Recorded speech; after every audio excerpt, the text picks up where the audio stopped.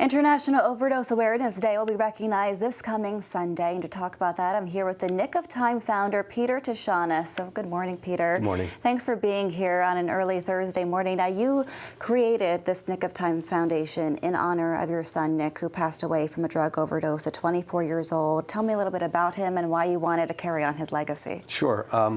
Nick, when he was young, he was one of those kids who everybody loved. The coaches, the teachers, the parents, followed all the rules, was just very kind and thoughtful and intelligent. And as he grew into his teens, he started to battle depression. And depression was followed with casual teenage alcohol and drug use that unfortunately a lot of youth enter into. Eventually, since it was difficult to treat the depression and get relief, started to self-medicate a little bit more to try to feel normal and feel better at times. And eventually, later on, that turned into addiction. Fortunately, Nick chose to seek treatment on his own and was doing a great job. Came home for a long weekend after being away about 4.5 months, had a brief relapse, and fentanyl was involved, and we lost him at 24 years old. I'm so sorry. But now you're using your experience for good, putting purpose into your pain, and you're trying to help others. What kind of work does your organization do to potentially save lives? Sure.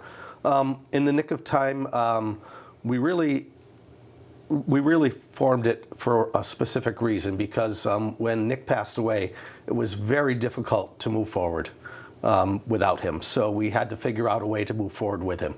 And one of the things we're doing is really kind of carrying on his legacy.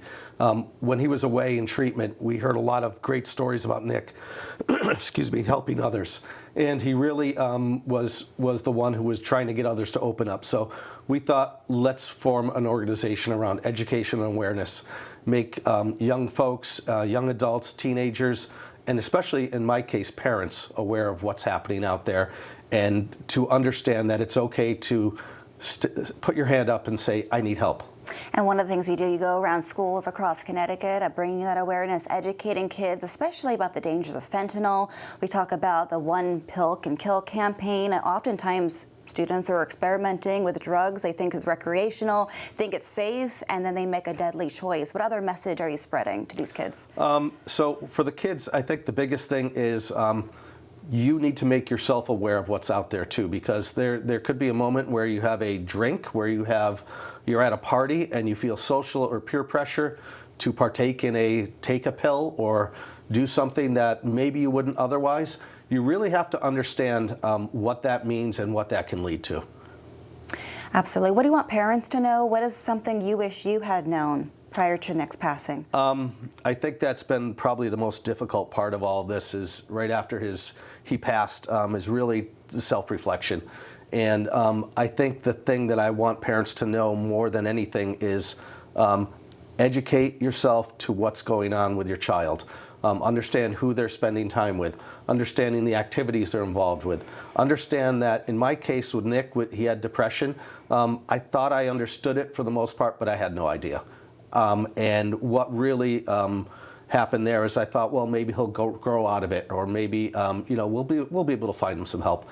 But when you can't and it snowballs, you're not ready for that. And it's the same thing with drug use and what's available and what's out there, and understanding really that anything out there on the street is tainted with fentanyl. Vast majority of things will be. And so you have to understand, what would you do if that occurred? Do you have Narcan in your home? Do you have a group of parents whose kids hang out together and they have sleepovers? Do all the parents have a plan together? What would they do if anything happens? Now, most times nothing, you'll be okay, and that won't happen. But if it occurs in your home, what would you do? And fentanyl 100 times more potent than morphine. A lot of people need to remember that. Such an important message, such important work you do, Peter Tshonas. Thank you very much for the Nick of Time organization, and we'll be following the work you do. Thank you very much.